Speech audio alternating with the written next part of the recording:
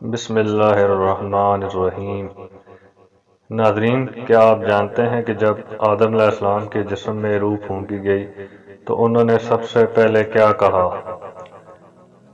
جب جناب آدم کا بے روح جسم زمین پر پڑا ہوا تھا تو خدا نے اس میں روح ڈالنے کا ارادہ کیا تاکہ اسے زندہ کرے، لہذا حکم دیا کہ ملائکہ ایک دوسرے کے پیچھے صف بنا کر کھڑے ہو جائیں، اور جب ان میں روح پھونکی جائے تو انہیں سجدہ کریں، جس کا ذکر سورہ سواد میں ہوا ہے۔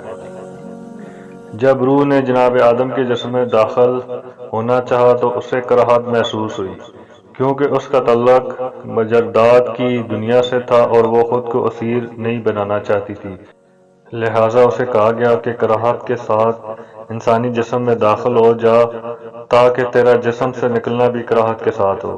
روح آدم کی ناک کے سوراخ کے ذریعہ بدن میں داخل ہوئی اور اس وقت جناب آدم کو چھینک آئی تو انہوں نے کہا الحمدللہ رب العالمین۔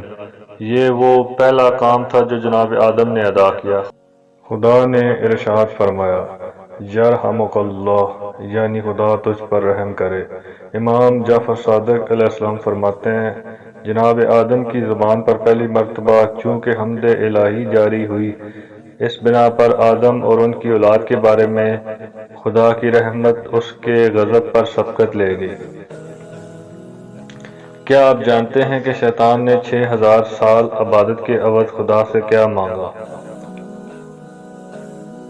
جب شیطان کو خدا کی بارگاہ سے نکالا گیا تو اس نے عرض کیا کہ چونکہ تو عادل ہے اور میں اس لائق نہیں رہا کہ آخرت میں اپنی 6000 سالہ عبادت کا اجر تجھ سے لے سکوں اور جنت میں چلا جاؤں، لہذا دنیا میں میرا اجر دے دے۔ خطاب ہوا دنیاوی امور میں سے جو چاہتا ہے مانگ، میں عنایت کروں گا۔ تو شیطان نے کہا اول مجھے روز قیامت تک زندہ رکھ، جس دن تو مردوں کو زندہ کرے گا اس دن تک مجھے مہلت دے۔ خطاب ہوا کیا موت سے فرار حاصل کرنا چاہتا ہے؟ کیونکہ جو قیامت تک زندہ رہے گا وہ کبھی نہیں مر سکتا، لہذا تیری یہ فرمائش قابل قبول نہیں ہے کہ تو قیامت تک زندہ رہے۔ اگر طول عمر چاہتا ہے تو روز معلوم تک مہلت دے دوں گا۔ روایات میں روز معلوم کے مختلف معنی بیان ہوئے ہیں۔ بعض کے مطابق اس سے مراد نفخہ اول یعنی سور پھونکا جانا ہے، جبکہ بعض نے اسے رجت کے دور کے معنی میں لیا ہے جس میں پیغمبر اسلام اسے بیت المقدس کے ایک پتھر پر ذبح کریں گے، جبکہ بعض جگہوں پر امام مہدی علیہ السلام کے ظہور کے وقت کو کہا گیا ہے۔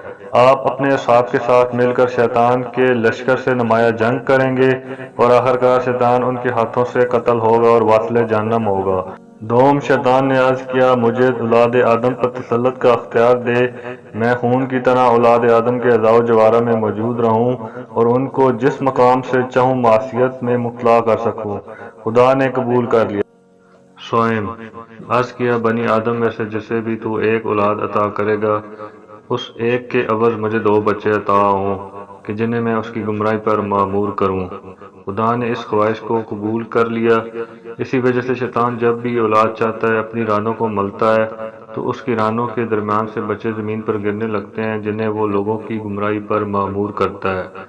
چہارم شیطان نے عرض کیا میں بنی آدم کو دیکھتا ہوں، میری خواہش یہ ہے کہ وہ مجھے نہ دیکھیں، جسے خدا نے قبول کر لیا۔ پنجم شیطان نے عرض کی میرے لیے مختلف شکلوں میں مجسم ہونا ممکن بنا دے، میں جس شکل میں چاہوں بنی آدم کے سامنے موجود ہو جاؤں۔ خدا نے قبول کر لیا۔ تاریخ کے مطالعہ سے پتہ چلتا ہے کہ شیطان انسانوں کی گمراہی کے لیے مختلف شکلوں میں آتا رہا ہے۔ ششم عرض کیا کہ جب تک بنی آدم کے جسم میں روح موجود ہوگی مجھے بھی ان پر دسترس حاصل رہے گی، اور ملائکہ دنیا سے جانے کے موقع پر بھی مجھے مرنے والے سے قریب ہونے سے نہیں روکیں گے۔ خدا نے اس کی اس خواہش کو بھی قبول کیا۔ اس بنا پر شیطان محتضر کے دنیا سے جانے کے وقت اپنی ہر ممکن کوشش کرتا ہے کہ انسان سے اس کے ایمان کو چھین لے، یہاں تک محتضر کو پانی دکھاتا ہے اور اسے پیاس لگتی ہے اور وہ پانی کا مطالبہ کرتا ہے تو اسے کہتا ہے اپنے خدا سے بیزاری کا اظہار کر اور مجھ پر ایمان لے آ تاکہ تجھے پانی پلاؤں۔ اگر محتضر اپنے دین سے بیزاری کا اظہار کر لے تو شیطان کہتا ہے میں بھی تجھ سے بیزار ہوں اور اپنے خدا سے خوف زدہ ہوں، اور یہ کہہ کر پانی زمین پر گرا دیتا ہے اور محتضر کو نہیں دیتا۔ شیطان نے عرض کیا مجھے بنی آدم کے سینے پر کنٹرول دے تاکہ ان کو استعمال کر سکوں اور انہیں باطل اور گناہ کے خیالات میں مبتلا کر سکوں۔ خدا نے اس خواہش کو بھی قبول کیا تو شیطان نے کہا تیری عزت اور جلال کی قسم یقیناً سارے بنی آدم کو گمراہ کروں گا مگر جن کا عمل خالص تیرے لیے ہوگا۔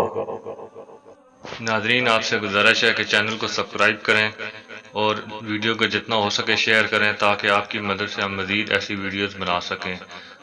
ویڈیو دیکھنے کا بہت شکریہ۔